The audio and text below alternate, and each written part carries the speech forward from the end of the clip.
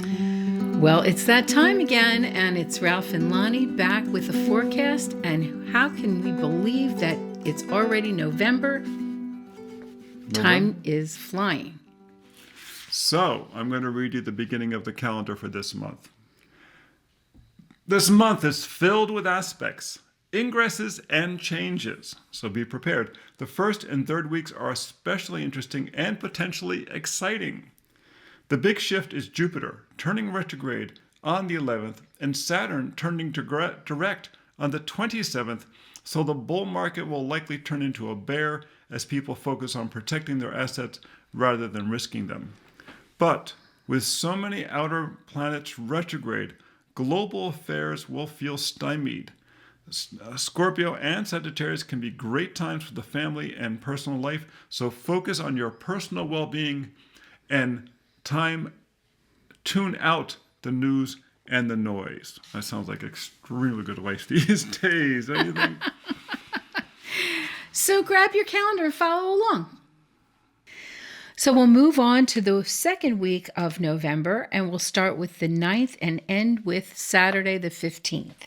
Like I said, the one week ended uneventfully, but that was also because Mercury was stationing, and it's now turned retrograde on the Sunday. And what degree does it turn? It turns retrograde at 6 degrees of Sagittarius, the Archer. So if you have anything in that area, look in your own chart and see what house that is and say, well, okay, where are things backing up? Where do I need to go back in that part of my life and review? Pick up the bits that I might have forgotten. Did you see him give me the side eye? My Mercury is 7 degrees, so. Oh my gosh, I almost forgot about that.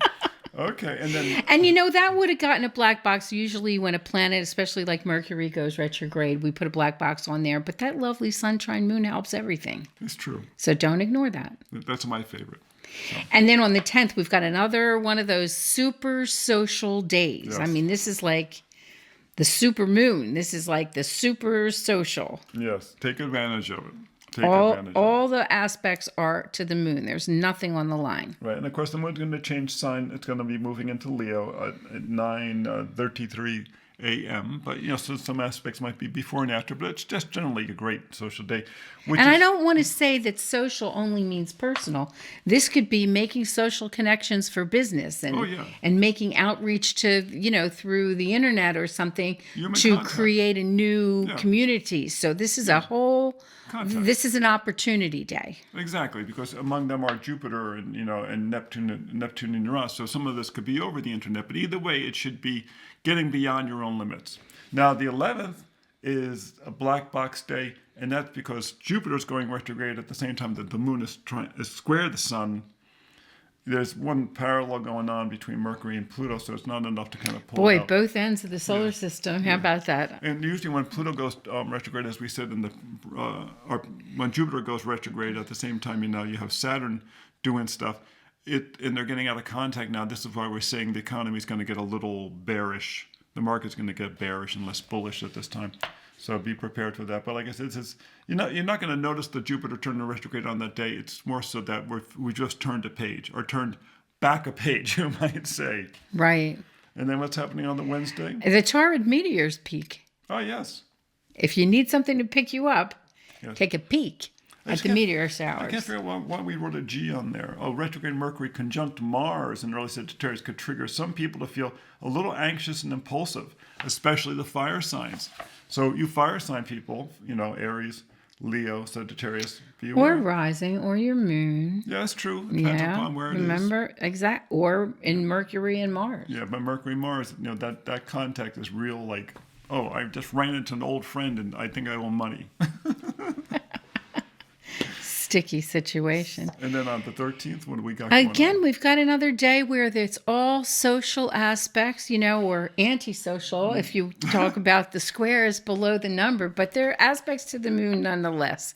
Watch out for an argument with your brother or something with the sibling at Mars, both squaring the moon in Virgo, but take care of the details and Venus will smile on you. Yeah, the one good thing about when you got to Thursday is all the stuff that happened early in the week. By Thursday the 13th, things have calmed down. The 14th, once again, you have nice sextile between Jupiter And the moon at one point in the day, the moon is also opposite Saturn, so it's a bit of a push-pull there situation.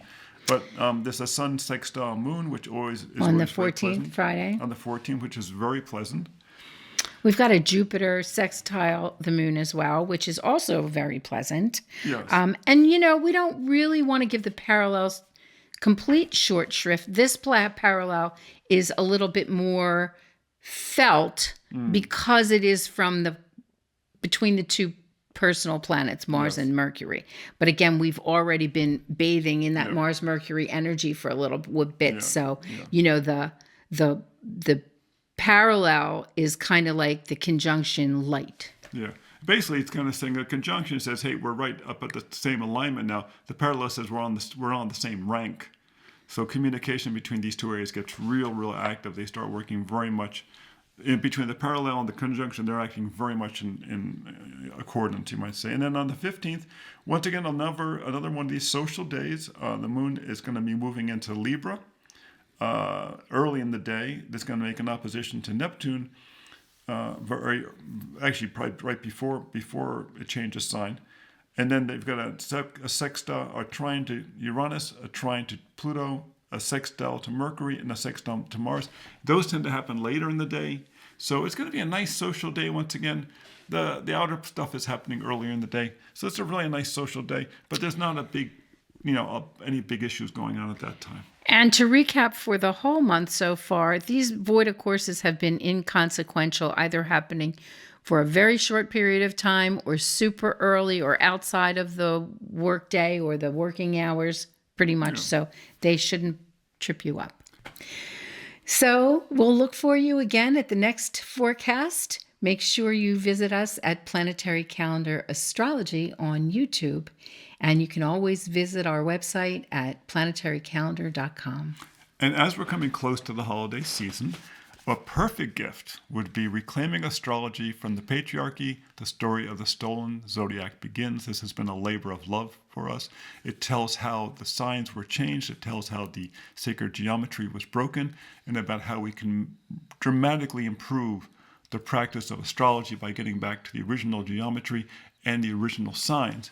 And another wonderful gift, of course, is the planetary calendar for 2026. If you want to be prepared for the coming year, comes in the wall sizes, comes in the pocket sizes, and in the day planner, of course, and the digital. So just saying, you might find it helpful as we go into another really interesting year ahead.